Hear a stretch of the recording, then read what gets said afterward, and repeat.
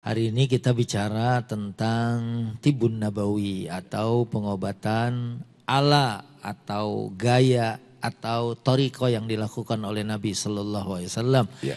Saya mau menyampaikan satu riwayat yang sahih saat seseorang datang kepada Nabi SAW karena dia ada sesuatu yang dirasa sakit.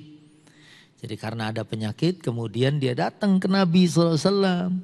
Kemudian Nabi mengajarkan satu doa sambil dipegang bagian yang sakitnya. Kemudian baca Bismillah a'udzu bi'izzatillahi wa qudratihi min syarri ma ajidu wa uhadir.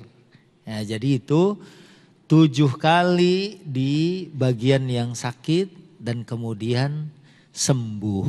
Nah, ini kemudian memberikan pelajaran buat kita bahwa Rasul Sallallahu Alaihi Wasallam pernah mengajarkan cara mengobati diri kita dengan ruqyah atau dengan doa yang ada di dalam Al-Quran maupun dalam hadis yang diajarkan oleh Nabi Sallallahu Alaihi Wasallam. Iya, baik. Sekarang saya langsung berikan kesempatan aja deh. Ibu-ibu semua mukanya pada pengen nanya semua kayaknya nih ya. Siapa yang mau nanya, Bu? Boleh dari biru dulu silakan. Al-Ikhlas. Assalamualaikum warahmatullahi wabarakatuh. Waalaikumsalam warahmatullahi wabarakatuh. Saya Nur Aini dari Masjid Taklim Al-Ikhlas Kemanggisan. Ustadz, ada yang mau saya tanyakan Ustadz. Teman saya melakukan pengobatan Al-Fasdu. Tapi setelah melakukan pengobatan tersebut, beliau malah lumpuh kakinya Ustadz. Nah, yang ingin saya tanyakan, apakah pengobatan Al-Fasdu itu termasuk pengobatan ala Nabi Ustadz? Ya. Wassalamualaikum warahmatullahi wabarakatuh. Waalaikumsalam warahmatullahi wabarakatuh. Ya, kalau ditanya apakah itu salah satu pengobatan cara Nabi, jawabannya iya, Al-Fasdu. Karena waktu Nabi menyebutkan asyifa'u salasah, penyembuhan itu ada 3, disebutkan di 3 itu pertama adalah syarbatu asalin, minum madu. Jadi minum madu itu adalah juga merupakan sesuatu yang diajarkan oleh Nabi SAW sebagai syifa, sebagai obat. Ya. Kemudian yang kedua adalah al-hijamah, berbekam. Nah, fasdu ini jenis atau hampir mirip dengan bekam. Walaupun kalau dari caranya, kalau bekam ini kan pelukaannya kecil gitu ya. Pada punggung atau pada daerah-daerah yang di sana ada titik-titiknya. Biasanya ada yang menggunakan pisau atau ada yang menggunakan jarum ya. Sementara fasdu ini ya hampir mirip ya, diambil juga darahnya ya, dan ini adalah sesuatu juga dilakukan oleh atau diajarkan di dalam Tibun Nabawi. Iya. Berarti memang ada 3 itu Ustadz. Mungkin bisa di stressing lagi. Yang pertama minum madu, kemudian berbekam, kemudian yang ketiganya adalah kayyata narin, itu dikai. Itu pengobatan zaman dulu yang misalnya orang nih kalau kena paku ya, kalau zaman dulu pakai korek dimasukin kemudian dibakar gitu, gitu kan, atau pakai besi yang dipanaskan.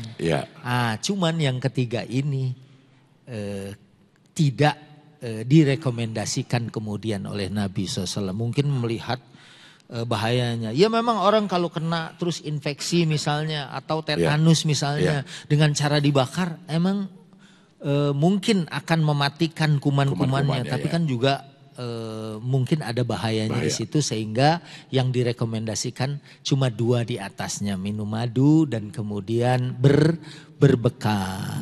Gitu. Oke, baik. Siapa lagi yang mau nanya, Bu?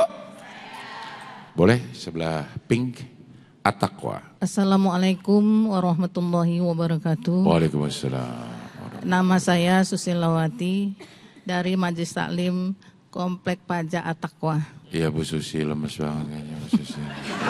Saya mau bertanya Ustadz. Ya, Susi, silakan. Bagaimana cara kita memilih pengobatan ala Nabi yang benar? Mohon penjelasannya Ustadz. Terima kasih. Wassalamualaikum warahmatullahi wabarakatuh. Waalaikumsalam warahmatullahi wabarakatuh. Iya, bagaimana kita memilih? Pasti misalnya orangnya atau ya kalau misal itu kayak company kita lihat dulu siapa. Kita tahu orang-orangnya, memang praktisi, kemudian terafisnya. Kan ini memang kedokteran timur ya. Artinya ini Eastern system. Ya, kalau kedokteran sistem barat kan kita udah tahu ke dokter dikasih obat yang secara umum obatnya adalah obat kimia. Kalau terapis pengobatan Tibbun Nabawi ini kan ngobatinnya misalnya pakai habbas sauda. Karena ada hadis ya yang sahih yang mengatakan bahwa habbas sauda itu adalah obat. Cuman satu yang gak bisa disembuhkan oleh habbas sauda ya, yaitu kematian gitu kan. Orang kalau udah mati mau diobatin apa aja nggak bisa sembuh. Nah maka kita lihat siapa terapisnya, belajarnya di mana ya. Misalnya dia juga jangan sembarangan aja kita kamu bisa nggak? Bisa, nggak taunya memberikan bahaya kepada kita.